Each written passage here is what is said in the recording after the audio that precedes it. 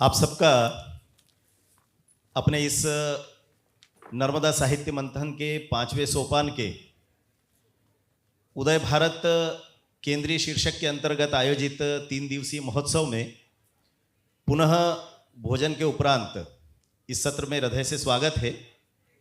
सहास्य ही सही, लेकिन हम सब लोग इस बात को सामान्यतः कहते रहते हैं कि भोजन के बाद के जो सत्र होते हैं वो वक्ताओं से ज़्यादा श्रोताओं के लिए चुनौती देते हैं, और इसलिए स्वाभाविक रूप से ये सहज भाव है कि झपकी आ सकती है। लेकिन इस झपकी को चुनौती देने के लिए जब कोई बुद्धि के नाथ हमारे बीच बैठे हों तो फिर झपकी आने का कोई प्रश्न ही नहीं उठता। और चूंकि हम सब लोग साहित्य धर्म का निर्वाह करने वाले साहित्यकार यहाँ पर बैठे हैं, और इसलिए स्वाभाविक रूप से बुद्धिनाथ जी मिश्र का नाम हम सब लोगों के लिए नया है, ऐसा बिल्कुल भी नहीं है। मैं सामान्यतः कई बार कहता भी हूँ कि कई बार कालक्रम के अनुसार हम सब लोग संस्थाओं की शताब्दियाँ अर्धशताब्दियाँ मनाते हैं, व्यक्तियों की शताब्दियाँ अर्धशताब्दियाँ मनाते हैं। श्रद्धेय बुद्धिनाथ जी मिश्र वो व्यक्ति हैं जिनके परिचय में भी एक गीत का मुखड़ा कहा गया था, एक बार और जाल फेंक रे मछेरे, जाने किस मछली में बंधन की प्यास हो। और उस गीत की अर्धशताब्दी इस समय भारत मना रहा है। स्वाभाविक रूप से जब पुष्प की अभिलाषा का शताब्दी वर्ष मन रहा हो, उसी के आसपास एक बार और जाल फेंक रे मछेरे का अर्धशताब्दी मन रहा हो, तो हम कल्पना कर सकते हैं कि बुद्धिनाथ जी की यात्रा कितनी दीर्घ है साहित्य क्षेत्र में। हम में से अनेक लोगों ने उन्हें जागरण पत्र में एक शब्द संसार करके एक स्तंभ आता है, उसमें आलेख पढ़ते हुए लगातार अनुभव किया होगा कि वे शब्द विज्ञान के जितने अच्छे ज्ञाता हैं, जितने अच्छे विज्ञ हैं, उतना ही अच्छा अध्ययन उनका इन शब्दों की व्युत्पत्ति को लेकर के। सामान्यतया साहित्य जगत के, यहाँ पर मैं जानता हूँ चूंकि विधि क्षेत्र के बच्चे भी युवा जगत के बैठे हुए हैं, और इसके साथ ही पत्रकारिता और साहित्य क्षेत्र के विद्यार्थी भी बैठे हुए हैं। विशेष करके मैं उन सबसे आग्रह करूंगा कि आज संभव हो तो अपनी पूरी चेतना को जागृत करके अपने ब्रह्मरंध्र पर ले आइए, क्योंकि आज बुद्धिनाथ जी हम सबको संबोधित करने वाले हैं। और इसलिए पूरी चेतना के साथ शब्द ब्रह्म के इन साधक को हम सब सुनेंगे। लेकिन केवल इतना भर संकेत करना चाहता हूं, चूंकि विषय हमारा तय है। परिचय में सामान्यतः एक विषय आप लोगों के ध्यान में आ गया होगा, चूंकि वो पहले तय था कि शब्दों की अस्मिता ही राष्ट्र की अस्मिता है। लेकिन विषय की भिन्नता भले ही हो, और शब्दों में ही सब कुछ है जो अभी दिखाई दे रहा है। सामान्यतः दोनों विषय एक ही हैं और शब्द में सब कुछ है, ये हम सब लोग जानते हैं। लेकिन इन शब्द को लेकर के हम लगातार जब आग्रह करते हैं शुद्धता का, तो मुझे लगता है कि श्रद्धेय बुद्धिनाथ जी के मुख से हमको ये सुनना चाहिए कि इन शब्दों की शुचिता, मर्यादा क्या होती है, उसकी शुद्धता का आग्रह क्यों किया जाता है। और इसलिए मैं सबसे पहले आदरणीय बुद्धिनाथ जी मिश्र को सीधे सबसे पहले यही पूछना चाहता हूं कि आप वैसे तो शब्द ब्रह्म के साधक है, लेकिन मैं कई बार युवा पीढ़ी को मजाक में कुछ उदाहरण देकर के कहता हूं। जैसे यहाँ पर ऑपरेशन सिंदूर लिखा हुआ है, यदि अंग्रेजी का कोई व्यक्ति इसको ये कहे कि ऑपरेशन रेड लेड, तो इस रेड लेड में सिंदूर नहीं आता है। वो सिंदूर जो हमारी एक बहन की मांग से उजड़ा था और जिसके बदले हमने खून की नदियां बहाई थी पाकिस्तान जैसे शत्रु देश की धरती पर। और इसलिए उस सिंदूर को केवल सिंदूर शब्द से ही समझा जा सकता है, किसी अन्य भाषा से नहीं। मैं सबसे पहले ये पूछना चाहता हूं कि आपकी दृष्टि में वास्तव में शब्द को आप क्या मानते हैं? शब्द क्या है, उसका अस्तित्व क्या है शब्द का? सबसे पहले तो मैं आप सबको धन्यवाद देता हूं।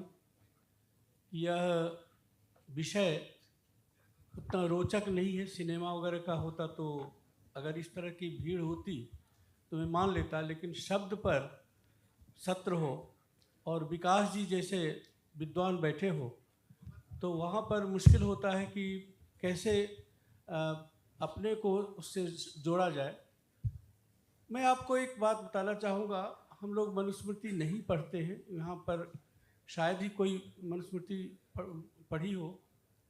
मनुस्मृति के प्रारंभ में सृष्टि का कैसे हुई इसका बहुत रोचक वर्णन है। मनुस्मृति में मनु है ही नहीं कहीं, दूसरे ऋषि हैं जो वर्णन करते हैं, और उसमें वो कहते हैं कि जब न अंधकार था न प्रकाश था, न ये था न वो था, और ये सदियों सदियों ये स्थिति रही। इसके बाद एक शब्द, एक ध्वनि अवतरित हुई, और वो ध्वनि थी प्रणव, ओम, ओमकार। उसके बाद आगे सृष्टि बनी, उसमें जल आया। जल के लिए हमारे पास हमारी जो भाषा है, और उसमें जो देवनागरी खास तौर से है, उसमें पूरी सृष्टि का भी क्रम दिखाया गया है। आपको मैं बताऊंगा कैसे। तो सबसे पहले तो ये कि शब्द जो है वह हमारी सृष्टि का प्रथम अध्याय है। सृष्टि यानी शब्द। हम ये पतंजलि कहते भी हैं कि शब्द न हो तो सृष्टि नहीं है। शब्द का इतना महत्व है, और इसीलिए पतंजलि कहते हैं कि एक शब्द सुप्रयुक्त सम्यक ज्ञात स्वर्गे लोके च कामधुक् भवति। अगर एक शब्द आपके पास है जिसको आप अच्छी तरह जानते हैं, जिसको आप अच्छी तरह से समझते हैं, तो उसका अगर आप ठीक से प्रयोग करें तो स्वर्ग लोक, इस लोक और ऊपर लोक सब में वो कामधेनु की तरह से शब्द बन जाता है। इतना महत्व वो देते हैं। दूसरी बात एक मैं कहना चाहूँगा कि मेरा बचपन जो है व्याकरण पढ़ते हुए बीता, महर्षि पाणिनि की शरण में। तो वैयाकरण लोग एक, उनके बीच में एक कहावत है कि अगर एक मात्रा तो ज़्यादा कह दिया मैंने, आधी मात्रा भी वैयाकरण बचा लेता है तो उसे वही आनंद आता है जितना पुत्र प्राप्ति के बाद। ये आनंद है बचाने का। हमारे यहाँ शब्दों को इस तरह से रखा गया है कि वो मानव सभ्यता के साथ साथ आगे बढ़ा है, और उसकी जो प्रक्रिया है वो यहाँ आती है कि बातन हाथी पाइए और बातन हाथी पाए। ये समरी में इसका बताना चाहता हूँ कि बातों में ही हमारा सब कुछ है। हम क्या बोलते हैं, इसी में हमारा संस्कार, हमारा व्यवहार, हमारा परिवार का आचरण, ये सब आ जाता है। तो वो ऐसे जैसे कि वो दोहा में है कि बातन हाथी पाइए। अगर आपने सही शब्दों का प्रयोग किया तो राजा आपको हाथी उपहार में देंगे, पुरस्कार में देंगे। और बातन हाथी पाए, और अगर आपने गलत शब्दों का प्रयोग किया तो राजा आपको हाथी के पांव के नीचे दबा देंगे। तो ये दोनों काम शब्द करता है। ये जीव जो है वो सब करके भीतर चली जाती है, पिटता है ये पीठ। धन्यवाद। बहुत धन्यवाद। आपने वास्तव में शब्द के स्वरूप को लेकर के और शब्द की व्युत्पत्ति को लेकर के एक महत्वपूर्ण पौराणिक आख्यान हम सब लोगों को स्मरण कराया। और निश्चित तौर पर शिव महापुराण जब हम पढ़ते हैं तो स्वाभाविक रूप से, और वही नहीं बल्कि आपने जो वैदिक संदर्भ दिया है, लोगों ने शायद नई पीढ़ी के बच्चों ने तो संभवतः दूरदर्शन का वो सीरियल भी नहीं देखा होगा, जिससे मैं तो कम से कम थोड़ा सहमत नहीं हूँ, डिस्कवरी ऑफ इंडिया। उसका जो मुखड़ा गीत था वह इसी संकेत की ओर था, वही वैदिक ऋचाओं से वो मुखड़ा गीत बना हुआ था। तो सृष्टि में सबसे पहले शब्द आए। इन दिनों नई पीढ़ी के बच्चों को एक बड़ी भ्रांति ये रहती है कि विदेशी शब्द लेना अनिवार्यता इसलिए भी है क्योंकि देशज शब्दों की कमी है, या हमारे तत्सम तद्भव देशज सबको मिला लें तो भी हमारा भंडार कम है। हालांकि बच्चों को इस बात की जानकारी कम रहती है। मैं कई बार जब बातचीत में उनको कहता हूँ कि अंग्रेजी में आज से लगभग 10-12 वर्ष पहले का एक आलेख में पढ़ रहा था नोटियाल जी का, तो अंग्रेजी में जिस समय केवल 36,000 शब्द हुआ करते थे, उस समय हिंदी के शब्दकोश में 35 लाख शब्दों का भंडार था। ये अंतराल हमारी भाषा के सौष्ठव का है। तो मैं आपसे ये जानना चाहता हूं कि ये जो इतने बड़े शब्द भंडार के मालिक हम सब हैं, जिस भारतीय ज्ञान परंपरा के पास इतनी अपूत संपदा है, उसका इस पूरी शब्दावली की जो यात्रा है, इसका मानव सभ्यता के विकास में क्या भूमिका रहती है? बहुत अच्छी बात आपने कही। संयोग से मैंने एमए किया है अंग्रेजी में, और जब उसका इतिहास पढ़ा ब्रिटेन का, तो जब ब्रिटेन में पहले वहाँ की राजभाषा फ्रेंच थी, जब फ्रेंच को हटा करके अंग्रेजी को लागू किया गया, तो वो सब जैसे कि यहाँ पर अभी साहब लोग जो है अंग्रेजी दाम जो हंसते हैं, उस तरह से वो भी हंसते थे साहब लोग, और वो कहते थे कि English has only two words, the king and the queen, बाकी एक भी शब्द इसका नहीं है।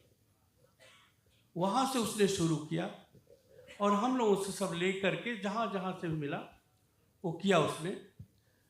हमारी जो कमी है वो मानसिक गुलामी की है। आपको अच्छा, दूसरी बात, इस संस्कृत न जानने के कारण भी हम लोग अपने को बहुत दिशाओं में वंचित पाते हैं। संस्कृत में इतने शब्द बनाने की क्षमता है कि विश्व की सभी भाषाओं के शब्द एक तरफ और संस्कृत के शब्दावली एक तरफ रख दे, कोई दिक्कत नहीं। पूरे विश्व में मैं गिना दूंगा कि तमाम शब्द हैं संस्कृत के गए हुए हैं, और संस्कृत में वहाँ पर चल रहे हैं, वो कह करके कि वहाँ की भाषा है, वहाँ की शब्द है। मूल बात यह है कि हम जो शब्दों का उच्चारण करते हैं, हमारे यहाँ हजारों वर्षों तक शब्द वाचिक परंपरा में रहे, और उनके लिए उच्चारण का बहुत महत्व था। वेद में उच्चारण अगर न हो वेद मंत्रों का सही, तो आज तक उस रूप में हमारे पास न आया होता। तो सबसे पहले तो उन्होंने उच्चारण को महत्व इतना दिया कि संस्कृत में शिक्षा का मतलब होता है उच्चारण सिखाना। एजुकेशन नहीं है, इतना व्यापक अर्थ नहीं है वहाँ पर। इसीलिए एक वहाँ पर पुस्तक है पाणिनीय शिक्षा। पाणिनीय शिक्षा का मतलब ये हुआ कि पाणिनि के जो सूत्र हैं अष्टाध्यायी में, उसमें तो जो विहित हैं वो तो हैं ही, कुछ बातें उन्होंने अलग से भी कही, उनको उनके शिष्यों ने इकट्ठा करके, एकत्र करके, और उनको पाणिनि शिक्षा में रखा है। उसमें इसका भी है उच्चारण कैसे किया जाए। उसमें एक श्लोक दिया है कि जैसे बाघिन अपने शावक को, जो छोटा शिशु है, वो बाघ का स्वभाव है कि वो अपने बच्चे को मार देता है, तो उससे बचाने के लिए बाघिन उसको जगह जगह पर झाड़ी में छुपाती है। तो वो जो है अपने दांतों से शावक को उठाती है और फिर उसको दूसरी जगह रख देती है। अब उसकी समस्या देखिए बाघिन की, कि अगर वो दांत से गड़ाती है जोर से तो शावक मर जाएगा, घायल हो जाएगा, और अगर कमजोर पकड़ रहती है तो वो बच्चा गिर जाएगा, वो भी ऐसे ही मर जाएगा। तो इस तरह से संतुलन बाघिन रखती है अपने बच्चों पर, अपने शावक पर। उसी तरह से प्रत्येक वक्ता को अपने शब्दों पर संतुलन रखना चाहिए। एक दूसरी बात, उच्चारण का इतना महत्व है कि उसमें ही पाणिनि शिक्षा में ही एक और उदाहरण दिया है कि एक राक्षस थे, दैत्य थे, जिनका इंद्र से युद्ध हुआ, वृत्रासुर, उनका नाम था वृत्रासुर। तो वो इंद्र से युद्ध किया, और इंद्र से, हालांकि अक्सर कहानियां ऐसे ही रहती हैं कि इंद्र माने देवता हार जाते हैं, लेकिन उस युद्ध में देवता जीत गए थे, वृत्रासुर हार गया था। तो वृत्रासुर के गुरु कौन थे? शुक्राचार्य। शुक्राचार्य के पास वो गए वृत्रासुर, बोले कि अब हमारी बहुत बेइज्जती हो रही है, हमारा समाज में हमारा महत्व ही नहीं रहेगा, क्योंकि हम हार गए हैं देवताओं से। तो मुझे कुछ बताइए उपाय। तो उन्होंने कहा कि यज्ञ करो, और मैं मंत्र बताता हूँ, उस मंत्र से तुम जप कराओ 108 युवा ब्राह्मणों को लेकर के, और इस मंत्र को से स्वाहा करवाओ, तुम्हारी जीत निश्चित है। और वो क्या था? इंद्र शत्रुर्वर्धस्व, ये मंत्र था। इंद्र शत्रुर्वर्धस्व स्वाहा।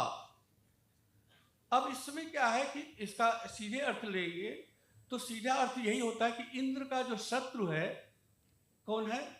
वृत्रासुर, वो बढ़े, उसका विजय हो, उसकी विजय हो। ये साफ था। लेकिन जब ये यज्ञ हुआ, और यज्ञ के बाद जब वृत्रासुर युद्ध करने गया तो हार गया। अब सब परेशान। हुआ क्या था? तो उसमें हुआ ये था कि ये उदात्त और अनुदात्त का बड़ा महत्व है उच्चारण में। खास करके वैदिक मंत्रों के उच्चारण में उदात्त जो है वो प्रमुख हो जाता है, अनुदात्त नीचे रहता है। तो उसने जो है, जो बटु सब थे, उन्होंने इंद्र को उदात्त करके उच्चारण किया। इंद्र शत्रुर्वर्धस्व, माने इंद्र, जो हमारा शत्रु इंद्र है वो बढ़े, ये अर्थ हो जाता है। केवल उदात्त अनुदात्त करने से इतना अंतर आ जाता है कि इंद्र जो है फिर जीत गया, वृत्रासुर हार गया। तो ये उदात्त का भी उदाहरण दिया है कि इसके कारण वृत्रासुर फिर से हार गया। तो इस हमको अपने उच्चारण में भी इसका ध्यान रखना पड़ता है। और जब कभी आप बोलते हैं तो आप जब बोलते हैं तो उसमें जो शब्द आते हैं, उसमें शब्द में भी देखेंगे उदात्त अनुदात्त का जो आप प्रयोग करते हैं, उससे आपके रोष का, आपके प्रेम का भी बोध हो जाता है। धन्यवाद। बहुत अच्छी बात आपने कही। वास्तव में वैदिक मंत्रों में और वैदिक ऋचाओं को पढ़ते समय या वेदों का पाठ करते समय वेद पाठी सामान्यतया आरोह अवरोह का, उदात्त आदि का बहुत स्मरण पूर्वक, हाँ, उसके संकेत भी होते हैं। जो वेद पाठी होते हैं वे, हम लोगों को कई बार उसके बारे में पता नहीं लगता, लेकिन उसका महत्व कितना होता है ये हम लोगों के ध्यान में आया। और पौराणिक आख्यानों में इस तरह से शब्द के विपर्य के कारण से अर्थ के अनर्थ होते हमने इसके प्रसंग में भी देखा। कुंभकर्ण के मामले में भी कहते हैं कि उनको चाहिए क्या था और मिला क्या, तो निद्रा का आसन प्राप्त हो गया उनको कुल मिला करके। तो ऐसे कई आख्यान हैं जो हमको बताते हैं, बार बार सिखाने की कोशिश करते हैं। एक और बात जो ध्यान में आती है, नई पीढ़ी इन दिनों लगातार कहती है कि अंग्रेजी में एक वाक्य कोई वो लेजी फॉक्स जंप ऑन करके, और उसमें अंग्रेजी के 26 अक्षर उसमें समाहित रहते हैं एक वाक्य में। सामान्यतया संस्कृत व्याकरण में भी इस प्रकार के वाक्य आते हैं जिसमें हमारे पूरे के पूरे सभी वर्ण उसमें समाहित रहते हैं, यानी 52 के 52 अक्षर उसमें आ जाते हैं। ये बड़ा आसान है। लेकिन उससे भी बढ़कर संस्कृत की कविता में, हिंदी की कविता में हम लोगों ने कई बार ऐसी रचनाएं भी देखी है। आप तो बहुत अच्छे से जानते हैं, हमारे इंदौर के ही साहित्यकार हैं गिरेन सिंह भदौरिया प्राण जी। कई बार एक अक्षर की कविता लिखते हैं, एक वर्ण को तय कर लेते। मान लीजिए उन्होंने क तय किया, आप कल्पना करके देखिए उस पूरी कविता में कम से कम 50-100 शब्द आते हैं, लेकिन उन शब्दों में क के अतिरिक्त तो कोई दूसरा वर्ण ही नहीं होता, और मात्राएं लगती जाती है और सार्थक शब्दों का प्रयोग करते हैं। ये कितना कठिन काम होता है, पूरा का पूरा एक गणित उसके साथ समाहित है। मैं आपसे प्रश्न ये करना चाह रहा हूं कि क्या कोई एकाक्षर शब्द जैसी भी कोई व्यवस्था हमारे व्याकरण में होती है क्या? देवनागरी सबसे वैज्ञानिक लिपि है, क्योंकि सबके बाद आई है। इससे पहले जो भी लिपियां थीं, कहीं न कहीं उनमें कुछ कमी रही। आपको एक बात बताऊं कि तमिल बहुत पुरानी लिपि है। निश्चित रूप से मैं प्रयास किया, मैंने तो एक दिन में पूरी तमिल लिपि मैंने सीख ली। मद्रास में था, वहाँ पर एक दिन का मुझे समय मिला था। मैंने कहा बैठा क्या करूँ, मीटिंग अगले दिन होनी थी, तो मैंने एक दिन में उस सीख लिया। कैसे? तमिल में वर्ग का प्रथम वर्ण और पंचम वर्ण है, बीच के वर्ण नहीं है। क ख ग घ ङ, ये हमारे 5 वर्ण हैं एक वर्ग के। इसमें क है और ङ है, ख ग घ नहीं है। जब मैंने आचार्य जी से, तमिल के आचार्य थे, उनसे पूछा तो कहा कि हाँ आपका नाम जो है पुत्तिनाथ होगा। मैं हंसने लगा कि पहले ही नाम गड़बड़ा दिया आपने। तो कहा कि नहीं, इसमें क्या है कि एक समझदारी होती है और उसका असर पड़ता है। जैसे देखिए कि आपकी जो, जैसे सीता कुंचित पादम है नाम किसी का, तो वो तो नहीं कहेंगे, सीता उसका जो अंग्रेजी देंगे तो उसमें THA करेंगे, सीता। ऐसे ही नाधम, नाथम का नाधम, वैद्यनाथम, DHA कर देंगे THA की जगह पर। ये उसके मैंने एक छोटा सा उदाहरण बताया। ये प्राचीन लिपि में ये सुविधा भी है और असुविधा भी है कि सभी ध्वनियाँ नहीं है। वैसे भी भाषा की जितने भी ध्वनियाँ हैं वो सभी लिपियों में नहीं आ सकती, किसी भी भाषा में नहीं। और सबसे खराब तो है रोमन लिपि, उसमें तो आ ही नहीं सकती है। सबसे वैज्ञानिक ये है इस देवनागरी की विशेषता कि जो उच्चारण करते हैं वही उसका नाम होता है, वर्ण का। जैसे अ कहा तो अ ही उसका नाम भी है और उच्चारण भी है, और इसी तरह से उसको लिखेंगे भी। क कहा तो क ही लिखेंगे भी, क नाम भी है उसका। जैसे अल्फा बेटा ये नाम होता है, कुछ W होता है कुछ, और उसको लिखते हैं कुछ दूसरी तरह से, ऐसे नहीं होता। मैं जो आपने जो बात कही वो मैं अब लाना चाह रहा हूँ कि देवनागरी लिपि में जितने भी अक्षर हैं वो सब किसी न किसी देवता के नाम है, किसी न किसी देवता को समर्पित है। सबसे पहला लीजिए अ का ऐसे 2 तरह से प्रयोग होता है। एक तो उपसर्ग के रूप में, कैसे, जैसे कि अ कहा नीति और अनीति। ये क्या हुआ कि नीति का जो नकारात्मक रूप ये आ गया। ये अ का एक अर्थ है। दूसरा अर्थ है कि अ माने ब्रह्मा विष्णु महेश तीनों, एक ही वर्ण में तीनों देवता समा गए। आते हैं आगे, क मान लीजिए हम लेते हैं। क का हमने जो मनुस्मृति की बात कही थी कि जो पहली सृष्टि हुई वायवी के बाद, वो सृष्टि थी जल की, और क माने होता है जल। क माने जल। क से कद माने होता है बादल, माने जल देने वाला। ये संस्कृत का एक शब्द है, कद माने जल देने वाला। अब आइए, उसी जल से पृथ्वी निकली, उसका क्या नाम हुआ? वो क्या हुआ? कु। कु माने पृथ्वी,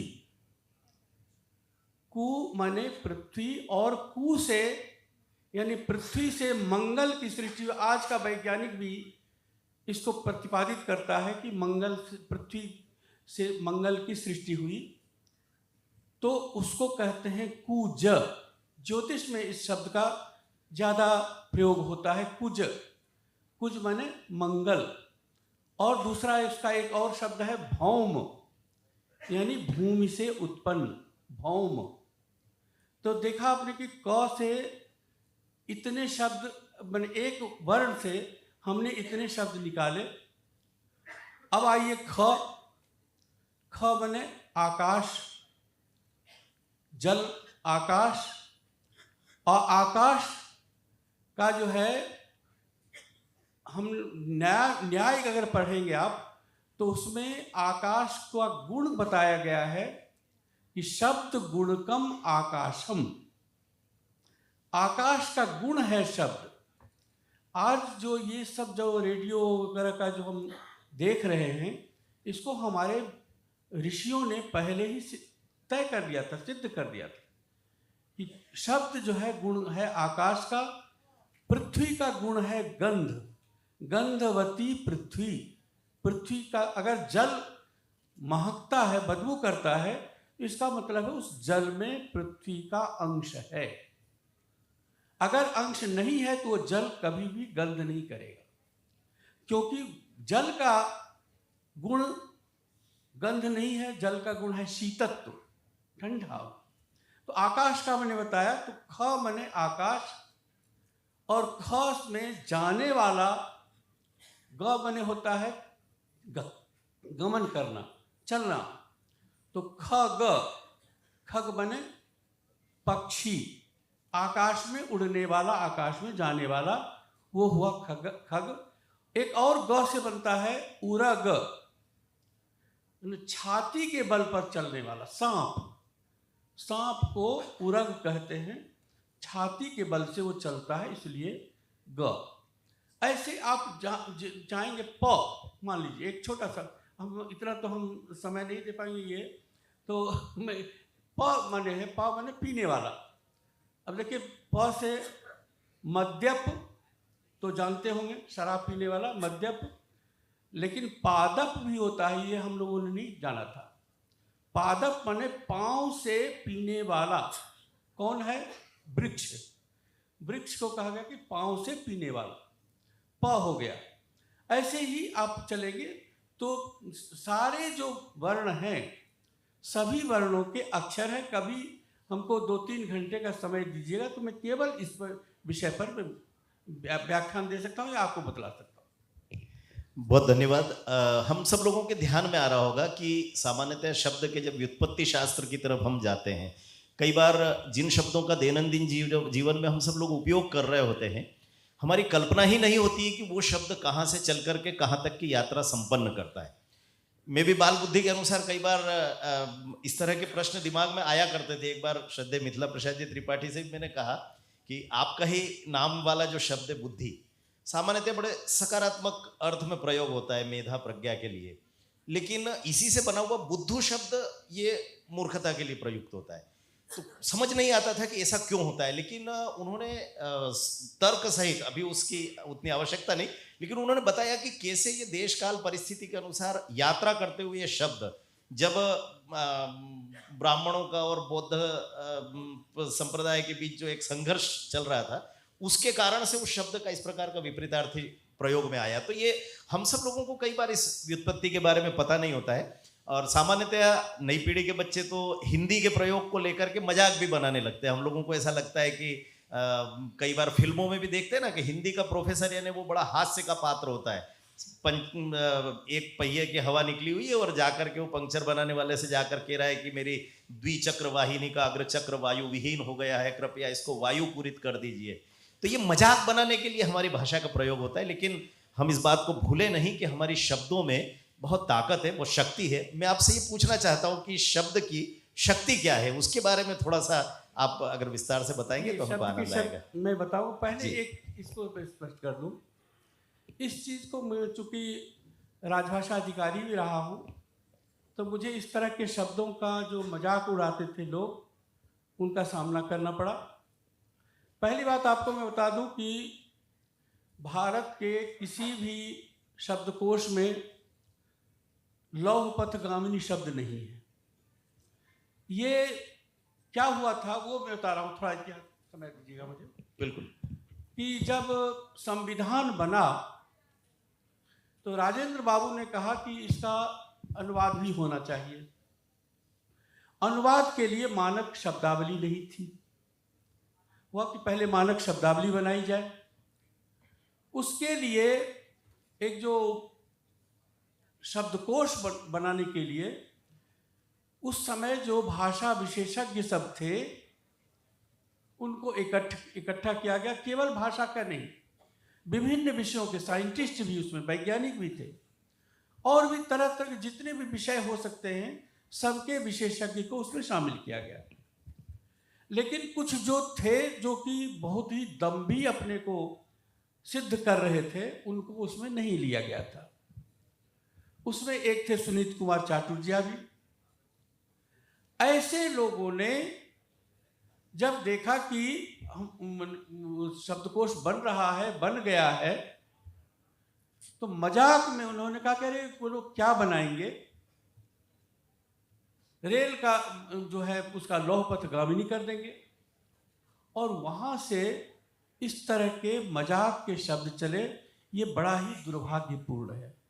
ये हमारे यहाँ कहीं भी इस तरह का, अगर आप डॉक्टर रघुवीर का शब्दकोश देखें, उनका करीब 100 पेज की भूमिका है, अंग्रेजी में भूमिका है, उसमें उन्होंने सारी बातें कही हैं। ये हम शब्दकोश विद्वानों की ओर से हम बना तो रहे हैं, लेकिन इसका प्रयोग तो अंततः समाज ही करेगा, और इसमें से बहुत सारे शब्द समाज रखेगा और समाज छोड़ भी देगा। जैसे बैंक के लिए अधिकोष शब्द बनाया था उन्होंने, नहीं चला, बैंक का बैंक ही रहा। लेकिन बहुत सारे शब्द चले। संसद, पार्लियामेंट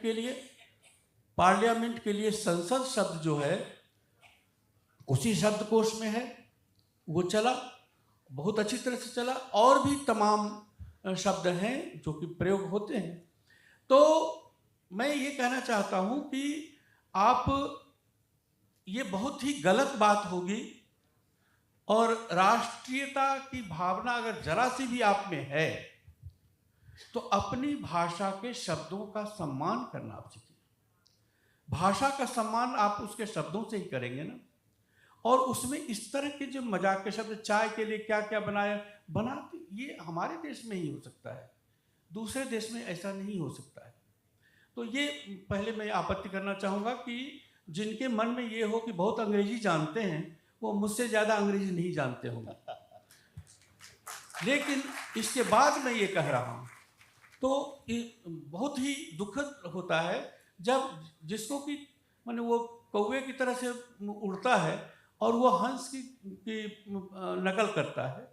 तो ऐसा नहीं होना चाहिए। शब्दों को आपको गंभीरता से लेना, क्योंकि शब्द ही आपकी पहचान है। शब्द शक्ति की बात। अब वो आए, मैं साहित्यकार भी हूँ, तो शब्द शक्ति की बात जो आपने कही, उसमें मैं एक जोड़ना चाहूँगा कि इस समय प्रायः अभी तक, आज तक जितनी भी भाषाएं हैं उनमें 3 शब्द शक्तियों का प्रयोग होता रहा है साहित्य में, काव्य में।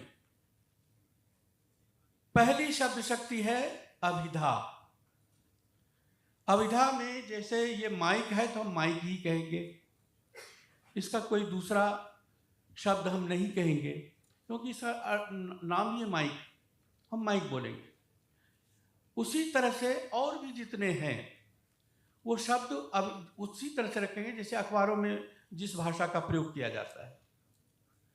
दूसरी जो शब्द शक्ति है वो है लक्षणा। लक्षणा की विशेषता ये है कि वो बहुत सारे शब्दों को समेट करके और बोलने की सुविधा दे देती है। जैसे ये कहे कि पाकिस्तान को भारत ने 250 रन से पीटा। अब यहां पर यह प्रश्न उठता है कि पाकिस्तान कौन सा है और भारत कौन सा है जिसने 250 रन से पीटा। इसमें कीवर्ड होता है रन। इससे आप अर्थ निकालते हैं कि भारत जो है, भारत के क्रिकेट के खिलाड़ियों ने पाकिस्तान के क्रिकेट के खिलाड़ियों को 250 रन से हराया। इतना बड़ा जो अर्थ है उसको 4 शब्दों में समेट लिया। ये लक्षणा की विशेषता है। हम बहुत इस तरह का प्रयोग करते हैं अपने व्यवहार में भी। आप घर में बैठे हैं, सब्जी वाला जा रहा है आलू परवल ये सब चिल्लाता हुआ, और आप कहते हैं ए गोभी। अब बताइए, गोभी के तो न कान होता है, न आँख होता है, नाक होता है, ये कैसे कहते हैं? ये लक्षणार्थ कहते हैं, ये भी शक्ति है इसकी। तो एक तो ये हुई, और अंतिम जो है जिसका प्रयोग सबसे ज्यादा कवियों को करना चाहिए या करते हैं, वो है व्यंजना। व्यंजना में क्या होता है कि जो बात कही जाती है वो उसका अर्थ ही नहीं होता है। एक उदाहरण मैं देना चाहूंगा। जैसे एक नायिका, गांव की नायिका है, आंगन में खड़ी है, शाम हो गया है, शाम हो गई है, और वो कहती है कि शाम हो गई। अब उसका क्या मतलब यही है कि शाम हो गई? नहीं ना। उसका कहने का मतलब ये है कि आज का दिन भी बीत गया और वो जो परदेसी है नहीं आया। इतना बड़ा अर्थ जो कि उसमें कहीं शब्द वाक्य में नहीं है, वो उसने कह दिया एक वाक्य में कि शाम हो गई।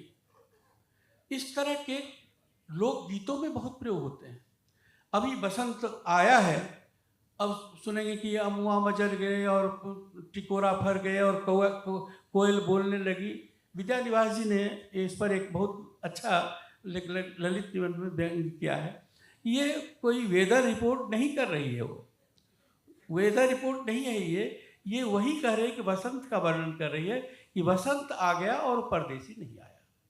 ये व्यंजना की शक्ति है, और जितनी अच्छी तरह से व्यंजना का प्रयोग कवि करता है उतना ही बड़ा वो कवि में माना जाता है। कामायनी का एक वाक्य में प्रयोग करना चाहूंगा कि मैं वह हल्की सी मसलन हूं। लज्जा कहती है, शुरू में पढ़िए तो लज्जा कहती है कि मैं वह हल्की सी मसलन हूं जो बनती कानों की लाली। ये प्रयोग होता है, लेकिन इसको मैं इसलिए यहाँ और विशेष रूप से कहना चाहूँगा कि हमारे जो कुछ बंधु हैं जो कि वाम मार्ग में गए हुए हैं, वो इन दोनों शक्तियों से परिचित ही नहीं है।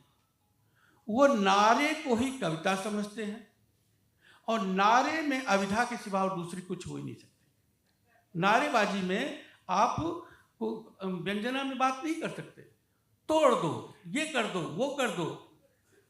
ये इस कविता की भाषा नहीं है। ये मैं आपको बताना चाहूँगा, कहीं आप उस तरह के उग्र प्रदर्शन के बीच आप पड़ गए हो तो समझिए कि वो कविता नहीं कर रहा है, वो नारेबाजी कर रहा है। उसमें कविता कहीं नहीं है। कविता यहाँ है कि मैं वह हल्की सी मसलन हूँ जो बनती कानों की लाली। धन्यवाद। सामान्यतया हम सब लोग जो शब्द ब्रह्म के साधक हैं, साहित्य के विद्यार्थी हैं, वो सब इस बात को जानते हैं कि शब्दों के पीछे संस्कृति की एक दीर्घ यात्रा समाहित होती है। उसी से उस शब्द के अर्थ लोक ग्रहण करता है। हमारे सरसंघ चालक जी रहे माननीय सुदर्शन जी, वो अक्सर मातृभाषा को लेकर के जब बात करते थे तो एक बड़ा अच्छा उदाहरण दिया करते थे लोक से उठा करके। वो कहते थे कि आप ब्रजमंडल में जाइए और वहाँ पर किसी से कहिए कि राधिके तूने बंसरी चुराई, तो उसका एक दिव्य अर्थ राधा रानी सरकार से सीधा जोड़ करके वो लेता है। आप किसी अंग्रेज से कह दें कि इसका अंग्रेजी में अनुवाद करो तो वो तुरंत कहेगा Miss Radha you are stolen my flute, और उससे फिर पूछें कि इसका अर्थ क्या है तो वो अंग्रेज वह अर्थ ग्रहण कभी नहीं कर सकता जो ब्रजमंडल का एक सामान्य सानपढ़ आदमी भी कर लेता है। तो ये एक संस्कृति की यात्रा होती है। संस्कृति की यात्रा शब्द के साथ तो जुड़ी होती है, लेकिन क्या मानव सभ्यता के विकास में भी शब्द की भूमिका होती है, ऐसा आपको लगता है क्या? भाषा जो चलती है वो मानव सभ्यता के साथ चलती है। जैसे जैसे सभ्यता आगे बढ़ती है, भाषा अपने को विकसित करती जाती है। इधर आपने देखा होगा कि पहले, मैं एक छोटा सा बहुत स्पष्ट उदाहरण दे रहा हूं। हम लोग बचपन में जब रेलवे स्टेशन आते थे तो वहाँ पाखाना या टट्टी इस तरह के शब्द हिंदी में दिए जाते थे, और अंग्रेजी में भी उसी तरह का क्या शब्द था, मैं उस समय अंग्रेजी जानता नहीं था इसलिए नहीं जानता। फिर देखा कि जब हम लोग चेतन हुए तो उसमें टॉयलेट इस तरह का दिया गया। फिर बढ़ता गया, उसके बाद पब्लिक कन्वीनियंस और जन सुविधाएं किया गया। उसके बाद और आगे बढ़ा तो वॉशरूम, और उसके वॉशरूम का तो वैसे होना चाहिए स्नान घर, लेकिन बाथरूम जो है वो अलग चीज़ है। और इसी तरह से हिंदी में भी किया गया। लेकिन होना क्या चाहिए, भाषा उन शब्दों को चुनती है जो सुंदर हो। असुंदर से सुंदर की ओर जाना भाषा की प्रगति है। जहां कहीं भी आपको देखेंगे कि संकेतों में बात करते हैं। मैं मिथिला क्षेत्र का हूं, जानकी जी के क्षेत्र का, तो वहां पर इस तरह के कार्य के लिए कह देते हैं कि जलाशय दिस जा रहल छी, मैं जलाशय की ओर जा रहा हूं, संकेत हो गया। तो शब्दों को कितना हम अच्छे ढंग से रखते हैं, किस तरह से संकेतों में बात करते हैं, ये महत्वपूर्ण होता है।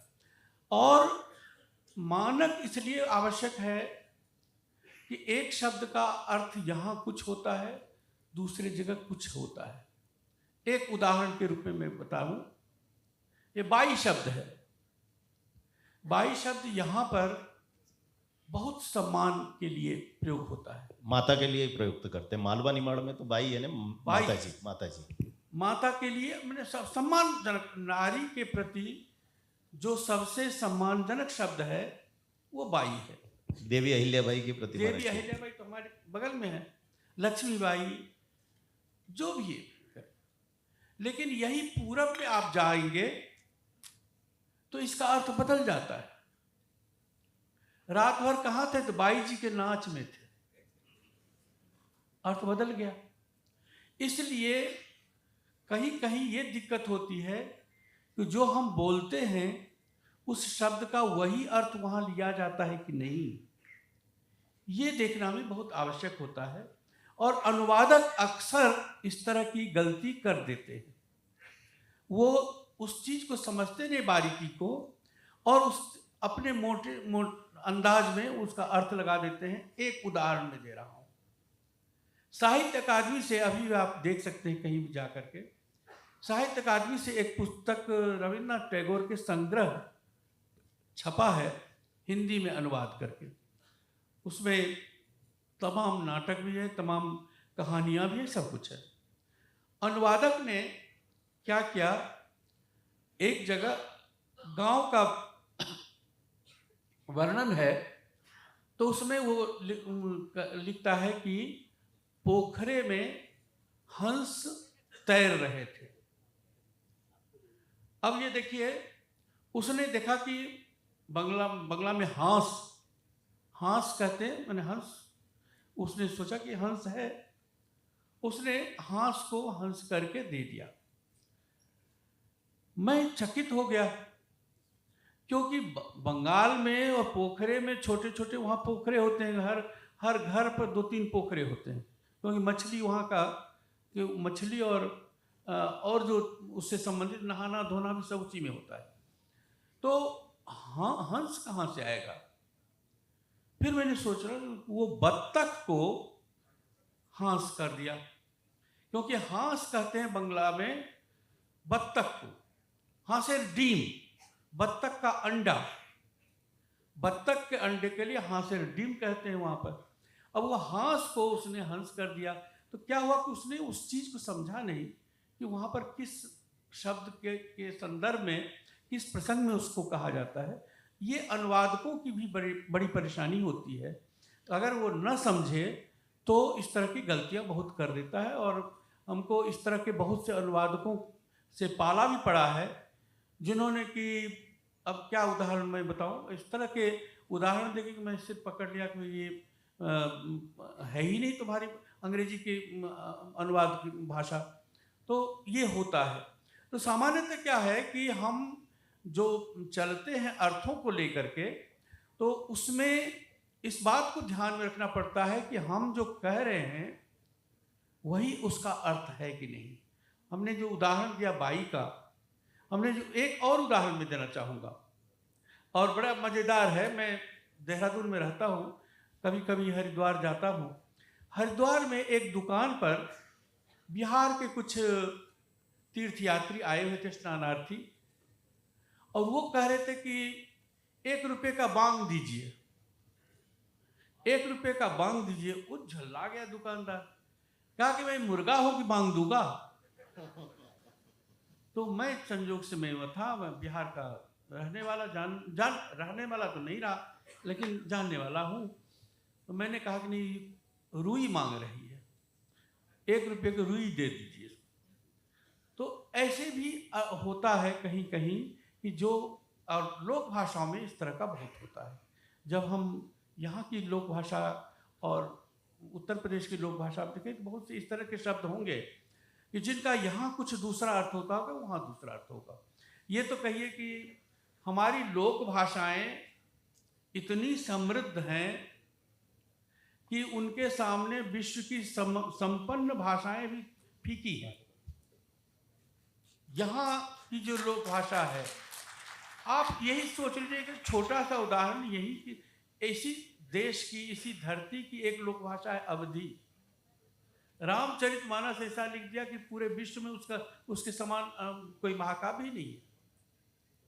तो हमारी लोक भाषा को जो का जो महत्व है, उसकी जो शक्ति है, उसको भी हमको पकड़ना पड़ेगा इस संदर्भ में, क्योंकि लोक भाषा के को हटा करके हम खड़ी बोली को जिंदा नहीं रख सकते। खड़ी बोली को चाहिए वहाँ उस आधार भित्ति, और वो आधार भित्ति जो होती है हमेशा लोक भाषा होती है। ये मैं अलग से अपनी बात कर रहा हूँ। धन्यवाद। मैं चूंकि अब समय समाप्ति की ओर है और श्रोता दीर्घा से प्रश्न आए, हाँ, उसके पहले एक अंतिम प्रश्न मैं आपसे करना चाहता हूँ, क्योंकि भारत उदय हमारा एक केंद्रीय विषय है इस पूरे 3 दिन के संगोष्ठी का, इस आयोजन का। संस्कृत शब्दों की विश्व व्याप्ति को लेकर के आपने एक बात बीच में संकेत किया था, तो संक्षेप में हालांकि बताना कठिन है, लेकिन आप थोड़ा सा उसके बारे में जरूर बताइए कि उनकी विश्व व्याप्ति कैसे। मैं 2-3 मिनट में इसको बताना चाहूँगा कि मेरा सौभाग्य रहा कि मैं बचपन में संस्कृत से ही पढ़ना शुरू किया था। जो प्राचीन परिपाटी है संस्कृत की, अमरकोश रटा। अमरकोश का मतलब है कि शब्दकोश। डिक्शनरी मेरी रटी हुई है। मैं 32 सूर्य के शब्द बोल सकता हूँ। सूर्यार्यवादित्य द्वादशात्म दिवाकरा भास्करा हस्कर ब्रद्न प्रभाकर विभाकरा भास्वत विवस्वत सप्ताह। हमारे लिए कोई कठिन बात नहीं है। तो ये क्योंकि पहले वाचिक परंपरा में शब्द जो छंद में ही शब्दकोश भी था, गणित भी था, लीलावती गणित है, वो छंदबद्ध है। मुझे एक लाभ ये हुआ कि संस्कृत पढ़ने के कारण विश्व की किसी भी भाषा को जब मैं पढ़ना शुरू किया तो मुझे लगा कि वो परिचित ही है। स्पेनिश मेरी पोती सीखने लगी थी स्पेनिश, तो मैंने कहा चला मैं भी तुम्हारे साथ सीख लूं। स्पेनिश जब पढ़ा तो उसमें सारे वैदिक शब्द, दियस माने द्यौह, द्यौह हमारे यहाँ दिन को कहते हैं, वैदिक शब्द है द्यौह। नक्त माने होता है रात्रि, हमारे यहाँ नक्त शब्द जो है, और वो नक्त शब्द वहाँ भी है, स्पेनिश में भी नक्त है, द्यौह है, इस तरह के तमाम शब्द हैं। अरे अंग्रेजी में तो मैं समझता हूँ कि हजारों शब्द हैं जो कि संस्कृत से लिए हुए। पाथ PH करते हैं, लेकिन है तो पथ। वो शाम, जो उनका जो स्तोत्र वो जो होता है, शाम जो वो चर्च में गाते हैं उसको शाम कहते हैं। और हमारे यहाँ साम वेद है, PSALM, वो शाम का उच्चारण लेकिन शाम करेंगे। और हमारे यहाँ शाम है, भगवान कृष्ण ही कहते हैं कि वेदों में मैं साम वेद हूँ। तो संगीत के साथ जो मंत्र गाया जाता है उसको सामवेद कहते हैं। तो मैंने ये देखा कि मुझे कहीं कोई परेशानी नहीं हुई। 3-4 भाषाएं मैंने अंग्रेजी में एमए करते हुए सीख ली, और कहीं भी मुझे ये परेशानी नहीं, क्योंकि सारी संरचना जो है संस्कृत की है, सारी संरचना संस्कृत की है। शब्द उधर के भी कुछ हैं, उधर इधर के भी है, लेकिन उसके जो शब्दावली के जो आप उसके गति देखेंगे तो वो संस्कृत की गति है। ये बहुत आश्चर्य की बात है, लेकिन मैं आपको बताना चाहूँगा, विश्वास करिए, आप जब संस्कृत पढ़े हों और आप दूसरी भाषा सीखिए तो देखिए कि कितनी आसानी हो जाती है। आधी वो कठिनाई तो उसी से दूर हो जाती है कि अगर आप संस्कृत जानते हैं। यहाँ तक कि मैंने एमए अंग्रेजी में एक होता था, वो पैरा दे देते थे, वो उस भाषा को आप जानते नहीं और उसमें आपको उसका उत्तर लिखना पड़ता था। मैंने उस संरचना को देख के, और उसको संरचना को देख करके केवल संस्कृत के अध्ययन के कारण मैंने लिखा, मुझे उसमें 90% अंक आए थे, जबकि मैं भाषा नहीं जानता था। तो इसलिए मैं कह रहा हूँ कि संस्कृत जो है, मैं अभी भी कहूँगा जितने लोग हैं सबसे अनुरोध करूँगा कि संस्कृत अवश्य सीखिए।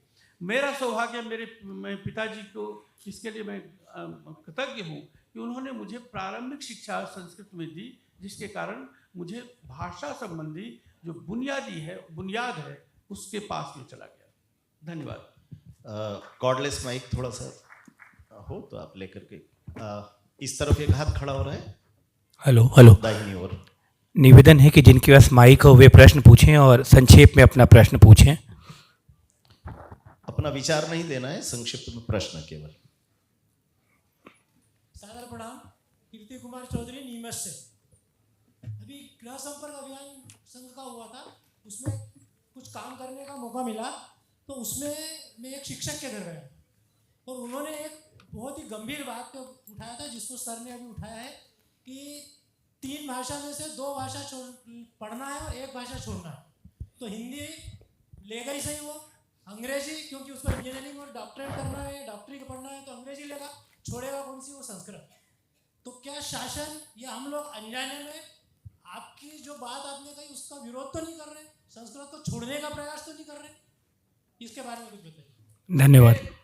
ये दुर्भाग्य है, शासकीय दुर्भाग्य है, क्योंकि शासन अभी भी आईएएस ऑफिसर चला रहे हैं, उनको संस्कृत नहीं आती, तो वो क्या जानेंगे कि हमारे लिए, हमारे देश के लिए क्या आवश्यक है।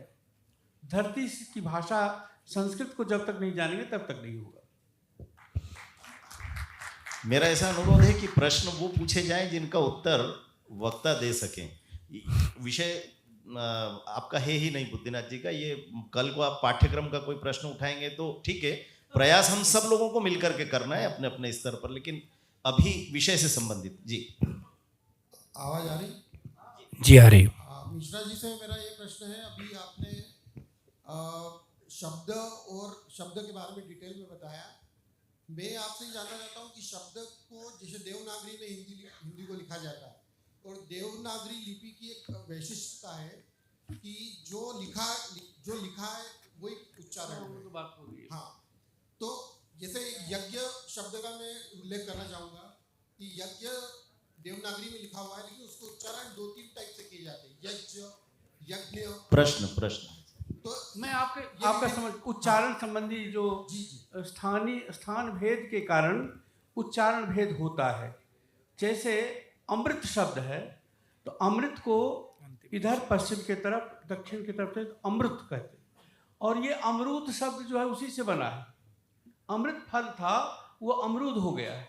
तो ये दो, जैसे आर्य समाजी हैं, वो यज्ञ को यज्ञ नहीं कहते हैं, यज्ञ कहते हैं, और उनका अपना तर्क है और हमारा अपना तर्क है। हम तो जो हम लोग शब्द एवं प्रमाणम, हमने जो अपने पुरखों से जिस तरह के उच्चारण सीखा उसी को हम बोलते हैं। तो इसलिए होता है स्थान भेद के कारण और विचारधारा के अंतर के कारण होता है। कोई दिक्कत नहीं है, ये चलता रहेगा। ये अंतिम प्रश्न है इस सत्र का और निवेदन है जो भी हमारे आदरणीय वक्ता से चर्चा करना चाहते हुए मौजूद रहेंगे सत्र के बाद। जी। प्रश्न ये है, जैसा मैं केरला से बिलोंग करता हूँ, केरला में 5वीं से लेके 12वीं तक के एक भाषा हिंदी कंपलसरी है, एक सब्जेक्ट हिंदी पढ़ना ही पढ़ना है। मैंने ये पूछ रहा हूँ, आपने ऐसा कुछ प्रयास किया है क्या अपना यहाँ नॉर्थ में भी या फिर भारतवर्ष में भी पूरा संस्कृत भी एक विषय एक सब्जेक्ट भले ऑप्शनल हो पढ़ाई जाए? केरल को मैं भाषा की दृष्टि से सबसे अग्रणी मानता हूँ, क्योंकि जब देश स्वतंत्र हुआ तो केरल का जो मुख्यमंत्री थे शायद नंबूदिरीपाद थे। नंबूदिरीपाद ने उसी समय घोषणा की कि हमारे यहाँ हाई स्कूल में हिंदी अनिवार्य होगी, इसलिए कि हमारे बच्चों को केरल में नौकरी उतनी नहीं मिल सकती, वो नौकरी करने के लिए दूसरे प्रदेशों में जाएंगे और दूसरे प्रदेशों में हिंदी के बिना उनका काम नहीं चलेगा। तो आज वो जो उस समय जो निर्णय लिया था उसके कारण केरल के बच्चों को जो लाभ हुआ कि एक समय था कि पूरे देश में स्टेनोग्राफर केरल के ही होते थे, नर्सें केरल की होती थी, इसी कारण से। तो एक सही निर्णय जो है शासन का कैसे देश की जनरेशन को लाभ पहुंचाती है ये देखना पड़ेगा। आपने जो कहा कि अभी सवेरे से सत्र ये हो रहा था तो केरल में भी, केरल जो है वो हमारी संस्कृत की और भाषाओं के भी जड़ को लेकर के चल रही है, इसलिए वहाँ पर कुछ बातें आई हैं, वो सब आती रहेंगी चलती रहेंगी, कोई दिक्कत नहीं है, क्योंकि बुनियाद जो है वहाँ पर वो भारतीय भाषाओं की वही है जो यहाँ पर है या असम में है, तो कहीं दिक्कत नहीं है। बहुत बहुत धन्यवाद। ये चूंकि अंतिम प्रश्न था और बाकी हम लोग सब श्रद्धेय बुद्धिनाथ जी हमारे मध्य रहेंगे और तीनों दिन